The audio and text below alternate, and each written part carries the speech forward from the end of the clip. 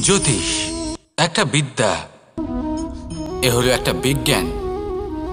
যে নক্ষত্র দশায় আপনি জন্মগ্রহণ করেছেন, যে স্থানে আপনার জন্ম হয়েছে, এগুলো আপনার জীবনের দিশা স্থির করার ক্ষেত্রে গুরুত্বপূর্ণ ভূমিকা পালন করে। কিন্তু যে রাশিতে আপনি জন্ম নিয়েছেন আর আপনার যা নাম স্থির হয়েছে, সেটা আপনার ভবিষ্যৎ নির্ধারণ করবে তা আবশ্যক নয়। রা দিয়ে রাম এবং রা দিয়ে রাবণ, এই দুজনের রাশি সমান ছিল, কিন্তু একজন নিজের শক্তির দুর্ব্যবহার করলেন। স্বর্ণ লঙ্কার অধিপতি রাবণ, চতুর্দিকে বিজয়ী হওয়া সেই ব্যক্তি নিজের পতনের সম্মুখীন হলেন। শ্রীরাম রাবণকে বধ করলেন। শ্রীরাম, যিনি নিজের কর্ম দ্বারা, নিজের পরিশ্রম দ্বারা ঈশ্বর উপাধি লাভ করেছিলেন, 14 বছরের বনবাস ভোগ করলেন, আর যখন বিপদে পড়লেন তখনও নিজের রাজ্যের সাহায্য নিলেন না। বনের মধ্যে নিজে বানর এবং ভাল্লুকদের নিয়ে একটি সেনাবাহিনী গড়ে তুললেন এবং রাবণকে তার কুকর্মের শাস্তি দিলেন। তাই সর্বদা এটা মনে রাখবেন, আপনার খ্যাতি, আপনার ভবিষ্যৎ আপনার কর্ম নির্ধারণ করে, আপনার রাশি নয়। তাই সবসময় শ্রেষ্ঠ কর্ম করুন আর আমার সাথে ভালোবেসে বলুন, রাধা রাধা। আমাদের সকলের কাছে বৃক্ষ অত্যন্ত প্রিয়। আমরা সর্বদাই চাই এই বৃক্ষ যেন সবুজ থাকে, ফুলে ফলে ভরে থাকে, আমাদের ছায়া প্রদান করে, তা যেন সুস্থ থাকে, আমাদের ফল প্রদান করে। আর সেই জন্য আমরা প্রতিদিন সেই বৃক্ষকে জল প্রদান করি। কিন্তু কখনো ভেবে দেখেছেন যে জল তো আমরা বৃক্ষের গোড়ায় দিই, তারপরেও এই জল সেই বৃক্ষের প্রত্যেকটি পাতায় ঠিক পৌঁছে যায়? এটা কিভাবে সম্ভব? কিছুটা এরকমই হলো আমাদের কর্ম।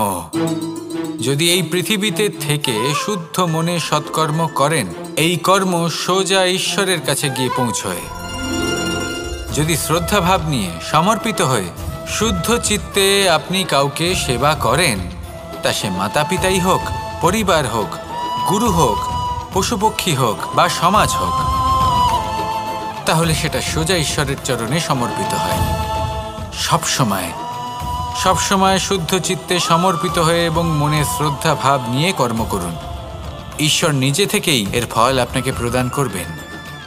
আসুন আমার সাথে ভালোবেসে বলুন, রাধা রাধা। আশা এবং বিশ্বাস মানুষের জীবনের দুই অমূল্য স্তম্ভ। এটাই হলো ঢাল এবং এটাই হলো অস্ত্র।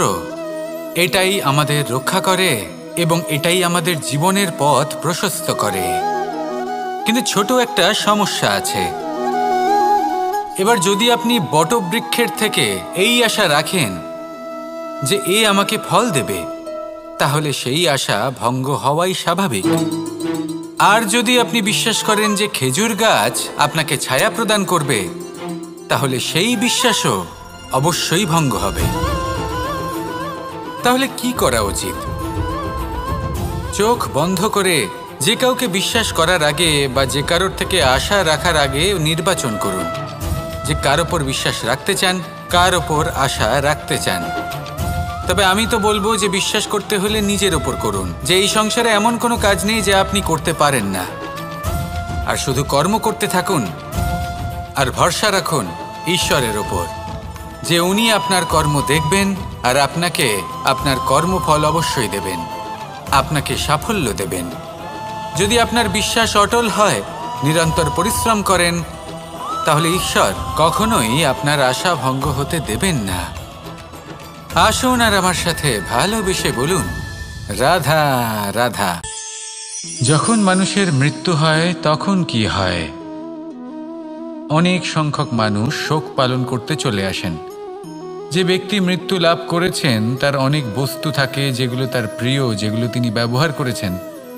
তার শয্যা, তার বস্ত্র, তার আভূষণ সবকিছু তার থেকে বিচ্ছিন্ন করা হয় এবং খালি হাতে তাকে শ্মশানের উদ্দেশ্যে রওনা করা হয়।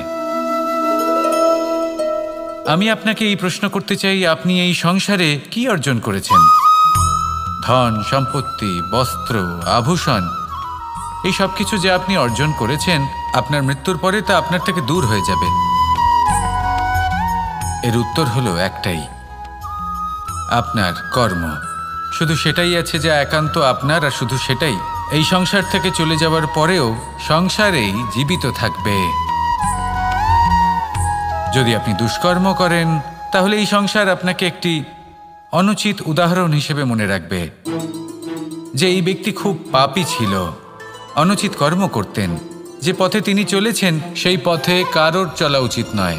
সেখানেই যদি আপনি সৎকর্ম করেন তাহলে সংসার চিরকাল এটাই বলবে যে খুব ভালো মানুষ ছিলেন, সবাইকে ভালোবাসতেন, সবাইকে সাহায্য করতেন, আমার খুব প্রিয় মানুষ ছিলেন।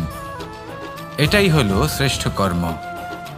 সেই জন্য জীবনে শুধুমাত্র ধন, সম্পত্তি, আভূষণ এই সব অর্জন করতে গিয়ে নিজের মনোনিবেশ করবেন না। শ্রেষ্ঠ কর্ম করুন। সংসার থেকে চলে যাওয়ার পরেও এই কর্মই এই সংসারে আপনাকে জীবিত রাখবে। আসুন আমার সাথে ভালোবেসে বলুন, রাধা রাধা। কখনো কখনো অন্ধকারের সাথে লড়াই করার জন্য আমরা প্রদীপ জ্বালাই। এতে প্রথমে সলতে রাখি, তারপর তেল ঢালি, তারপর আগুন জেলে এটা প্রজ্বলিত করি। তারপর একটা সময় আসে যখন এই প্রদীপ নিভে যায়। কারণটা কি? কারণ কি এটা যে প্রদীপের প্রকাশমান হওয়ার ক্ষমতা সমাপ্ত হয়েছে? না, এই যে আগুন আমরা দেখতে পাচ্ছি, এই আগুনের জন্য যে শক্তির প্রয়োজন হয় তা আসে এই তেল থেকে। যদি এই তেল সমাপ্ত হয়ে যায় তাহলে এই প্রকাশ তাও সমাপ্ত হয়ে যায়। আর আমাদের জীবনে এই তেল হলো আমাদের কর্ম, আর এই আগুন আর এর দ্বারা উৎপন্ন হওয়া প্রকাশ আমাদের ভাগ্য। যত আমাদের কর্ম ক্ষীণ হতে থাকবে, আমাদের ভাগ্য, সৌভাগ্য কোথাও না কোথাও লুপ্ত হয়ে যাবে। যে উজ্জ্বল ভবিষ্যৎ আমরা চাইছি তা কখনো লাভ করতে পারবো না যদি কর্ম না করি। ঠিক যেমন তেল ছাড়া অগ্নি উৎপন্ন হয় না, তেমনি কর্ম ছাড়া সৌভাগ্য হয় না। আর যেমন কর্ম তেমন ভাগ্য।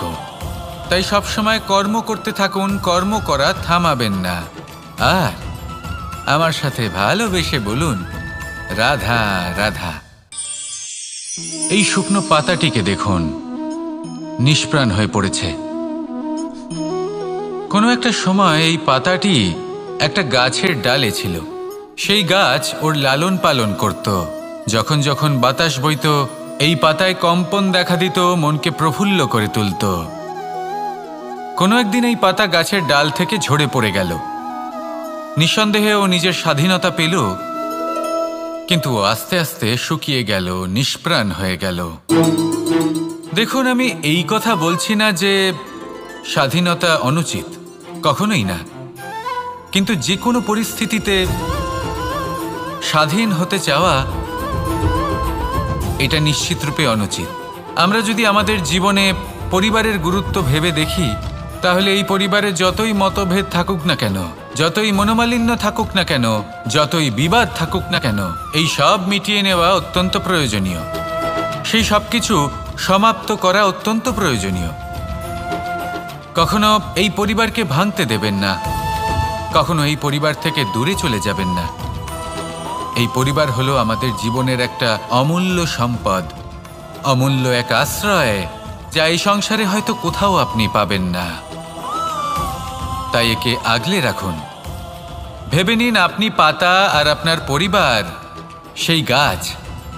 আসুন আমার সাথে ভালোবেসে বলুন, রাধা রাধা। অনেক সময় আমরা জীবনে অনেক মানুষকে এমন বলতে শুনে থাকি যে আমি অসফল হয়েছি কারণ আমার সময় ভালো যাচ্ছিল না।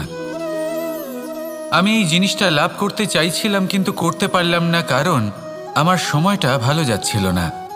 আমি আমার জীবনে ওই মহান কাজটা করতে চাইছিলাম কিন্তু করতে পারলাম না। কেন? কারণ আমার সময়টা ভালো যাচ্ছিল না। কিন্তু যে মুহূর্তে ভালো সময় আমার জীবনে আসবে, আমি সব কিছু প্রাপ্ত করব। এমন প্রায় প্রত্যেকেই বলেন। আসুন একটা কথা বোঝা যাক।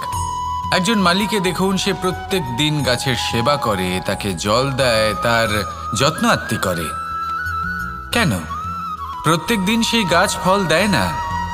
সঠিক সময় এলে তবেই সেই গাছ ফল দেয়, কিন্তু প্রত্যেক দিন মালি তার সেবা করে, তাকে যত্ন করে। শুধুমাত্র তখন করে না যখন সেই গাছ ফল দিতে সক্ষম। আর যদি মালি গাছের যত্ন প্রতিদিন না করে, তাহলে হয়তো সেই গাছ ফল দিতেই পারবে না। এটাই হলো আমাদের জন্য একটা শিক্ষা। যখন সময় আমাদের জন্য অপেক্ষা করে না, তখন আপনি সময়ের জন্য কেন অপেক্ষা করছেন? ভালো সময়ের জন্য অপেক্ষা করবেন না। ভালো এবং শুভ কর্ম দ্বারা ভালো সময়কে নিজের কাছে টেনে আনুন। নিরন্তর কর্ম করুন, পরিশ্রম করতে থাকুন। শুভ সময় আপনা থেকেই আপনার কাছে আসবে। আসুন আমার সাথে ভালোবেসে বলুন, রাধা রাধা। একে বালি বলুন, মাটি বলুন বা ধুলো বলুন, এ দিয়ে কত কিছু করা সম্ভব। এ দিয়ে আপনি নিজের বাসস্থান নির্মাণ করতে পারেন, প্রাচীর গড়ে তুলতে পারেন, অট্টালিকা নির্মাণ করতে পারেন। কিন্তু যদি এই বালিকে আপনি মুষ্টিবদ্ধ করে রাখতে চান,